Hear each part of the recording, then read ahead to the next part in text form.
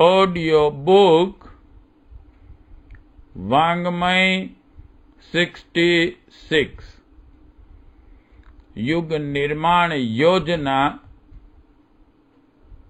दर्शन स्वरूप व कार्यक्रम चैप्टर 2 पार्ट 19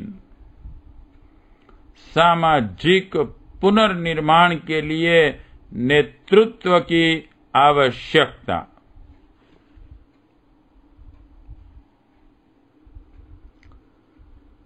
समाज के पुनः निर्माण के लिए हमें स्वस्थ परंपराओं को सुविकसित करने और हानिकारक कुरीतियों को हटाने के लिए कुछ विशेष काम करने पड़ेंगे।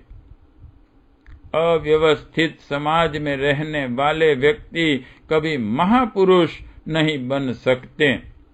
चारों ओर फैली हुई निकृष्ट प्रथाएं तथा विचारधाराएं बालकपन से ही मनुष्य को प्रभावित करती हैं।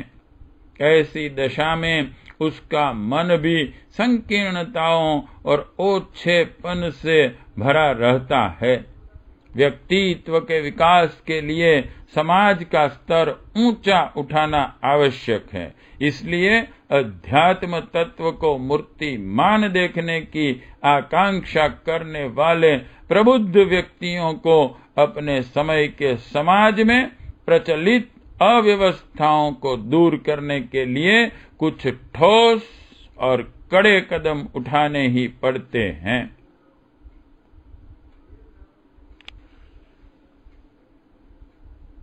हम भी इन जिम्मेदारियों से बच नहीं सकते।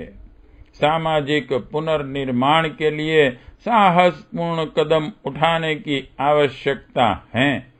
विवाहों के नाम पर होने वाला अपव्यय हमारे समाज की सबसे घातक कुरीति है।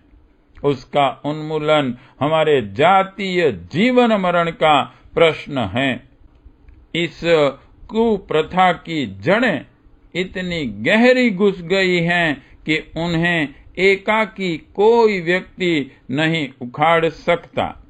इसके लिए सामूहिक एवं संगठित प्रयत्न ही सफल हो सकते हैं। अतः जातीय संगठनों की आवश्यकता का प्रतिपादन किया जाता रहा है। इस संगठन का प्राथमिक उद्देश्य अपव्यय रहित आदर्श विवाहों की परंपरा प्रचलित करना है, पर बात यहीं तक सीमित रहने वाली नहीं है। आगे चलकर कुरीतियों का उन्मूलन तथा सभ्य समाज के लिए उपयुक्त स्वस्थ परंपराओं का प्रचलन करना पड़ेगा। आरंभ इस रूप में हो रहा है, पर इसका अंत एक सुविकसित, स्वस्थ, सशक्त एवं प्रबुद्ध समाज की नवरचना की सफलता के रूप में ही होगा। यह भ्रम किसी को भी नहीं करना चाहिए कि जाति पाति के नाम पर जो संकीर्णता का विष आज चारों ओर फैला हुआ है, उसको इन संगठनों द्वारा प्रोत्साहन मिलेगा, ऐसा कदापि संभव नहीं। हम प्रगतिशील विचारधारा का प्रतिनिधित्व करते हैं और एक आदर्शवादी कार्यक्रम आरंभ कर रहे हैं। दूसरे जाति संगठनों ने इस संकीर्णता का विष भले ही बढ़ाया हो, पर हम तो उसका उन्मूलन करने चले हैं और हर कदम पर फूंक फूंक कर उठाने की सावधानी रख रहे हैं। ऐसी दशा में लक्ष्य से विपरीत दिशा में काम करने लगेगा, ऐसी आशंका क्यों करनी चाहिए।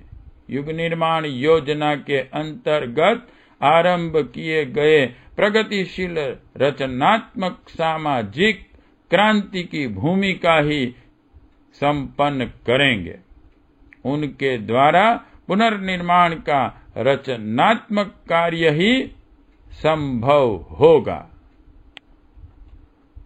इस रचनात्मक कार्यक्रम को, सांस्कृतिक परंपरा को कार्यान्वित करने के लिए ऐसे कर्मठ एवं सक्रिय कार्यकर्ताओं की आवश्यकता है जो इस दिशा में कुछ कहने लायक योगदान दे सकें, अधिक समय लगावें और अधिक उत्साह प्रदर्शित करें।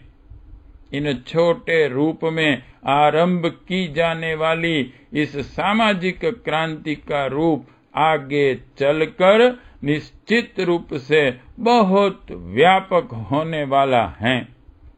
उसका नेतृत्व राजनैतिक पीढ़ी के नवरत्न राजनैतिक स्वाधीनता संघर्ष में बहुत कुछ त्याग बलिदान करके भारत माता का मस्तक ऊंचा कर चुके हैं।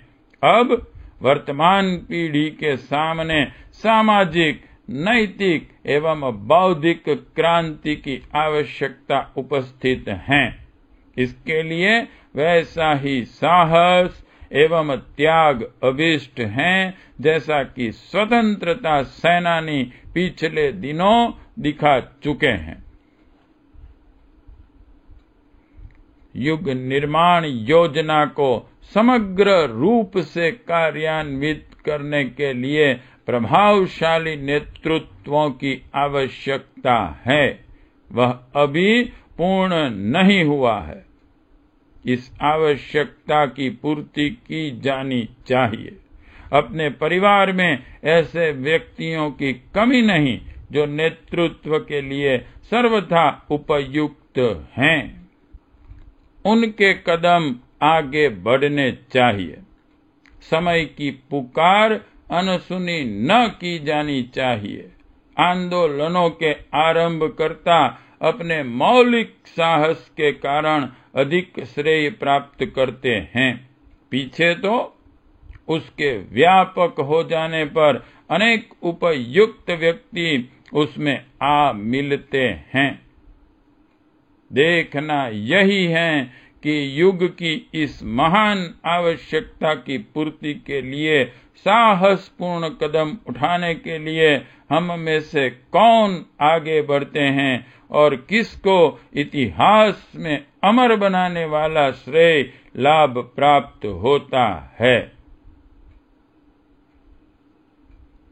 पार्ट 19 समाप्त।